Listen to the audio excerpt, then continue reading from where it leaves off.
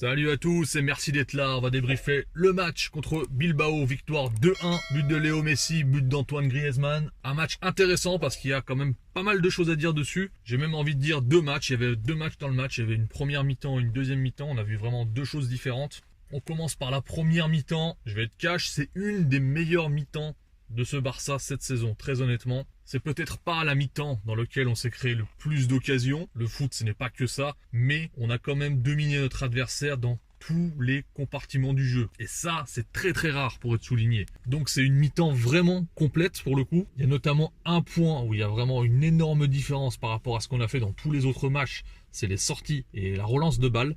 Dans les matchs d'avant, il y avait une constante. C'était que le Barça se précipitait beaucoup trop à la relance. C'est-à-dire que dès qu'on était pressé, on essayait tout de suite de trouver une passe qui casse les lignes, une passe qui va loin.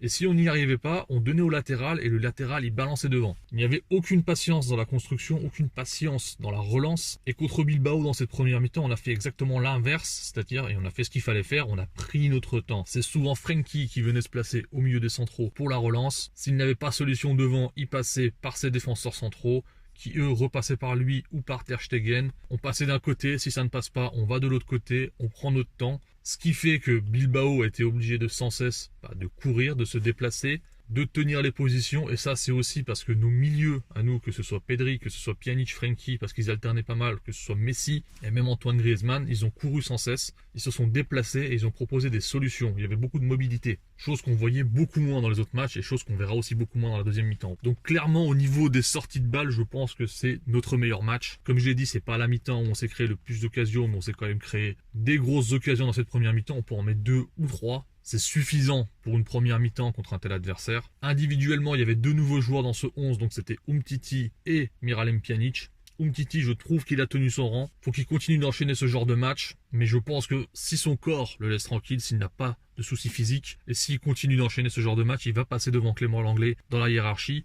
Miralem Pjanic, quant à lui, il s'est vraiment montré précieux. Il n'était pas positionné comme pivot comme on pouvait s'y attendre en début de match. C'est plus Frenkie qui était positionné en pivot, notamment pour la relance, et il permutait pas mal. Ce qui permettait aussi de profiter des qualités différentes de chacun au niveau de la relance. Quand c'est Frenkie, il y a la qualité de passe, la capacité à porter des ballons, à percer les lignes, à avancer avec le ballon. Et quand c'est Pjanic, il a cette capacité à jouer vite, des passes très précises dans l'espace vers l'avant. On a vu, il a envoyé quelques petits caviars vers Ousmane Dembélé dans la profondeur. Et ça aussi, c'est une arme pour le Barça. Après, le fait qu'il ne joue pas directement et de façon fixe en tant que pivot à la place de Busquets, ça revient à ce que je vous ai dit dans les vidéos d'avant, où d'ailleurs les gens me sont tombés dessus, où j'expliquais que dans ce système-là, par rapport à ce qu'attend Ronald Koeman de son pivot au niveau de la relance, c'est logique que Busquets passe devant Pjanic par rapport à ses qualités. Maintenant, Pjanic, évidemment, il a d'autres qualités, peut apporter autre chose, que ce soit en pivot ou en relayeur. On l'a vu hier. Pour moi, c'est une très bonne nouvelle parce que ça montre qu'on a quand même des joueurs sur le banc qui sont capables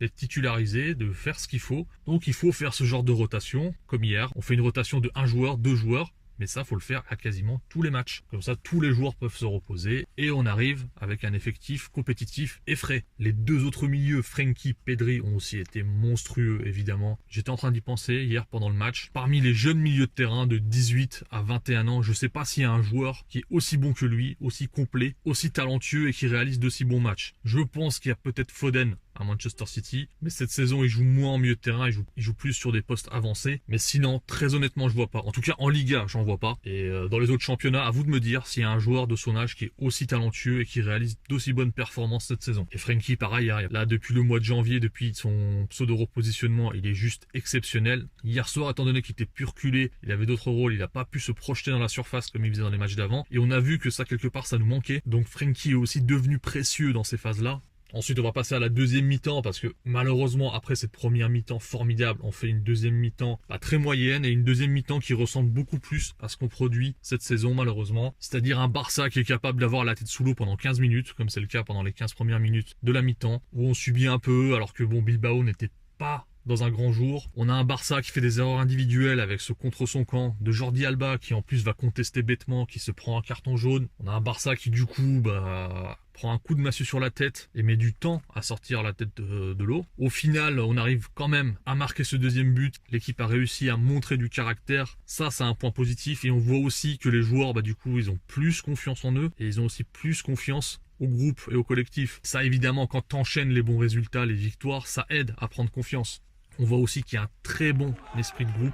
On le voit sur la célébration de Griezmann. Et c'est quand même quelque chose d'assez rare dans une équipe. Donc ça, c'est très positif. Et ça, le Barça pourra capitaliser dessus. Mais on voit aussi que c'est encore un Barça où dans le coaching, on fait n'importe quoi. Le changement de Pjanic pour Sergio Roberto, je cherche encore à comprendre pourquoi. Si c'est pour donner du temps de jeu à Sergio Roberto, cool, pourquoi pas. Maintenant, voilà, ça fait des années et des années qu'on le voit en milieu de terrain. On sait qui ne sera pas un élément déterminant dans ce secteur de jeu-là. Tous les coachs qui sont venus, ils l'ont mis en milieu de terrain, ils l'ont essayé. Et au final, au bout de plusieurs matchs, ils ont arrêté, ils ont regretté. Sachant qu'en plus, à ce moment-là du match, Pjanic n'est pas mauvais. Il aurait peut-être fallu plus reculer Pjanic et mettre Frenkie plus avancé pour donner plus de maîtrise dans ce secteur du jeu. Ou si on faisait rentrer Roberto, peut-être le faire rentrer à la place de Mingueza, qui commençait à fatiguer, qui avait du mal, mine de rien. Après, j'en veux pas du tout à Mingueza, c'est un jeune joueur. Et il avait en face de lui un des meilleurs dribbleurs de Liga, qui est Munain. Et en plus, c'est le côté fort de Bilbao. Je crois que 2/3 des actions de Bilbao sont venues de ce côté-là. Au final, en fin de match, on va passer à 3 défenseurs centraux, 4 si on compte Mingueza. Mais donc, il y a l'anglais qui va rentrer pour sécuriser, on va dire, le résultat. Et ça, c'est parce que en fin de match, je sais pas si vous vous souvenez, il y a 2-3 occasions où Bilbao, justement, il déborde sur ce côté gauche et où ils sont pas loin de marquer, notamment Iñaki Williams qui est complètement endormi, mais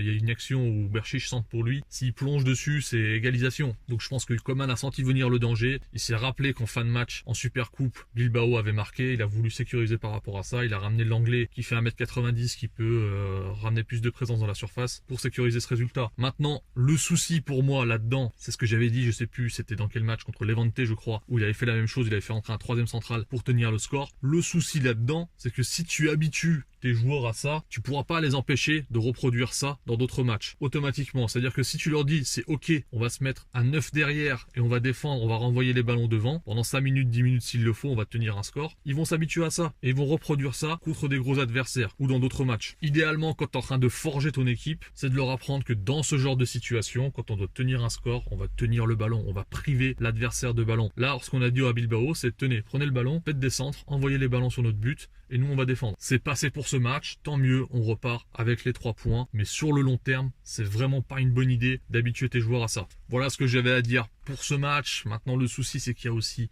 beaucoup d'à côté dans l'actualité en ce moment. Il y a un rapport qui est sorti, qui a fuité dans la presse, soi-disant un rapport de Ramon Planes, le directeur sportif, qui dit que Umtiti et Mingueza ne sont pas au niveau, que le Barça n'a pas de défenseur, qu'il faut absolument recruter un défenseur central en parlant d'Eric Garcia. Forcément, vous imaginez bien que quand ça fuite dans la presse, ça fait du mal aux joueurs qui font leur taf. Derrière la déclaration de Koeman, il prend pas du tout la défense de ses joueurs. Il dit que finalement, c'est bien qu'il y ait un mec au club qui s'occupe de ça, etc. Que les joueurs doivent en faire abstraction, entre guillemets. Je trouve ça très bizarre, sachant qu'en plus, que ce soit Ramon Planes, Tusquets, Victor Font et Ronald Koeman, ils font ça, ils insistent là-dessus dans ce dossier-là, c'est juste pour recruter Eric Garcia, alors que très honnêtement, quand on voit le niveau de Ronald Araujo et qu'on sait qu'Eric Garcia il a quasiment pas joué de la saison et qu'on voit aussi que lui aussi il fait des erreurs, vous pouvez aller voir ses matchs avec Manchester City, il est très bon à la relance, mais défensivement il fait aussi des erreurs de jeunesse. Ça va pas être une plus-value monstrueuse sur le court terme, je parle de court terme parce que à partir du mois d'avril, Piqué va revenir, là Umtiti est en train de revenir, donc on recommence à avoir du monde en tant que défenseur central. Donc tout ça pour recruter un joueur qui est un joueur d'avenir, certes, je pense que dans les 1, 2, 3 prochaines années, Eric Garcia sera peut-être un très bon défenseur central et qui va nous apporter, mais sur le court terme, dans 1 mois, 2 mois, 3 mois, il va pas nous apporter grand chose, il va pas apporter une énorme plus-value. Ça vaut pas le coup de cracher sur les joueurs de son effectif, comme Mingueza, comme Umtiti, juste pour ça vaut pas le coup. Ensuite, vu qu'on a un scandale par jour, le lendemain, c'est le contrat de Lionel Messi qui fuite dans la presse,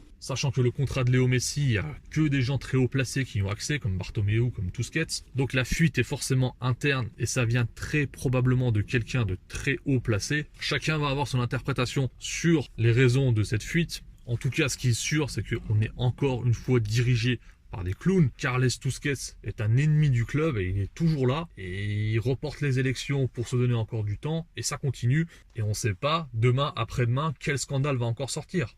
Voilà, le prochain match du Barça, ce sera en Copa contre Grenade, quart de finale de Copa del Rey.